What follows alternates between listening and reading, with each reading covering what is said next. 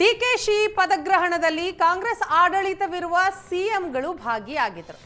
3 ರಾಜ್ಯಗಳ ಕಾಂಗ್ರೆಸ್ನ ಮುಖ್ಯಮಂತ್ರಿಗಳ ಆಗಮನ ಆಗಿತ್ತು. ಇದಕ್ಕೆ ಬಿಜೆಪಿ ವ್ಯಂಗ್ಯವಾಡಿದೆ. ದಿವಾಳಿ ರಾಜ್ಯಗಳ ಸಿಎಂಗಳ ಸಮ್ಮಿಲನ ಅಂತ ಬಿಜೆಪಿ ಟ್ವೀಟ್ ಮಾಡಿದೆ.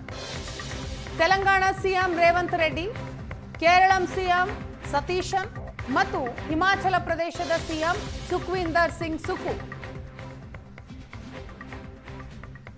ನೀವು ಗಮನಿಸ್ತಾ ಇದ್ದೀರಿ ಬಿಜೆಪಿಯ ಟ್ವೀಟ್ ಅನ್ನ. ಮುಖ ಬದಲಾಗಿದೆ, ಲೂಟಿ ಮುಂದುವರಿಯಲಿದೆ ಅಂತ ಬಿಜೆಪಿ ಟಾಂಗ್ ಕೊಟ್ಟಿದೆ. ಕರ್ನಾಟಕದಲ್ಲಿ ನಡೆದ ದಿವಾಳಿ ರಾಜ್ಯಗಳ ಸಿಎಂಗಳ ಸಮ್ಮಿಲನ ಅಂತ ಟ್ವೀಟ್ ಮಾಡಿದೆ. ಬಿಜೆಪಿಯ ಟ್ವೀಟ್ ಅನ್ನ ನೀವು ಗಮನಿಸ್ತಾ ಇದ್ದೀರಿ. ನಿನ್ನೆ ಡಿಕೆ ಶಿವಕುಮಾರ್ ಅವರ ಪದಗ್ರಹಣ ಕಾರ್ಯಕ್ರಮಕ್ಕೆ ಕಾಂಗ್ರೆಸ್ ಆಡಳಿತವಿರುವ ರಾಜ್ಯದ ಮುಖ್ಯಮಂತ್ರಿಗಳು ಬಂದಿದ್ರು. ಅದಕ್ಕೆ ಬಿಜೆಪಿ ವ್ಯಂಗ್ಯವಾಡಿದೆ. ಮಹಿಳೆಯರಿಗೆ ಸಚಿವ ಸ್ಥಾನ ನೀಡಿಲ್ಲ ಅಂತಲೂ ಕೂಡ BJP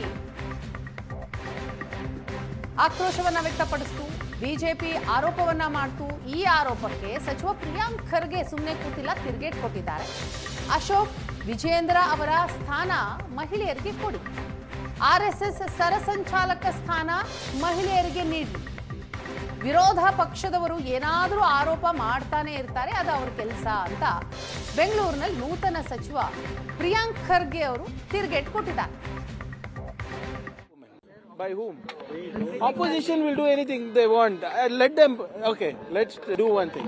Let Mr. Vijayendra and Mr. Ashok give way for a lady. All right.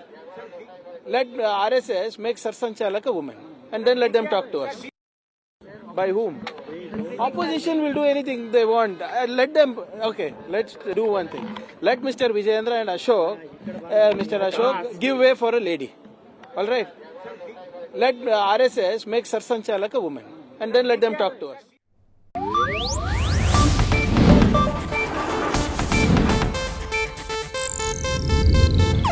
ಇದು ಏಷ್ಯಾನೆಟ್ ನ್ಯೂಸ್ ನೆಟ್ವರ್ಕ್ ಪ್ರಸ್ತುತಿ.